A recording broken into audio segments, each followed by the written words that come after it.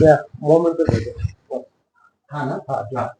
हे डीएस ग्रुपचे आम्ही 100 बनवले जे एकदम असे सोशल याच्यामध्ये ऍक्टिव्ह आहेत, तर त्यांना तुमचा सन्मान होतो लगेच.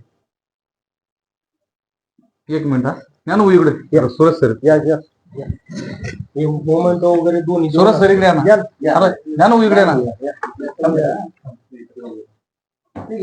सर गणेश सर गाडी घरी केलं चालू व्हिडिओ. आज या ठिकाणी मला मनस्वी आनंद झालेला आहे की आज आम्ही ज्ञानेश्वर भाऊ राऊत यांना इथे घेऊन आलो सर्वात प्रथम.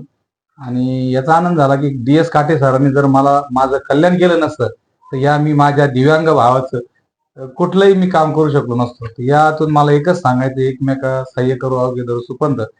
ज्यावेळेस माझा अपघात झाला होता त्यावेळेस मला DS काटे सरांनी खूप धीर दिला आणि योग्य मार्गदर्शन करून माझी नोकरी मला परत मिळवून दिली.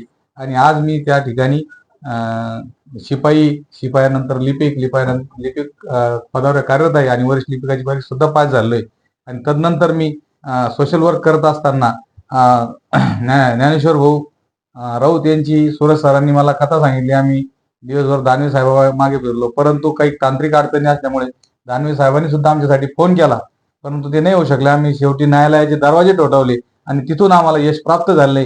त्यामध्ये राहुल नरोटे असतील, विवेक देशपांडे साहेब असतील, यांनी फार मोठं आम्हाला सहकार्य केलं. त्याबद्दल मी सर्वांचं कृतज्ञ आहे. का DS काटे सरांनी जर मला या रेल्वेच्या पट्टीवर नेलं नसतं तर आज हे मी काम करू शकलो नसतो. खूप खूप धन्यवाद सर. खूप छान. तर मग काटे सरांनी मला चला येतो सर मग ज्ञान बाबू केदार स्टार्ट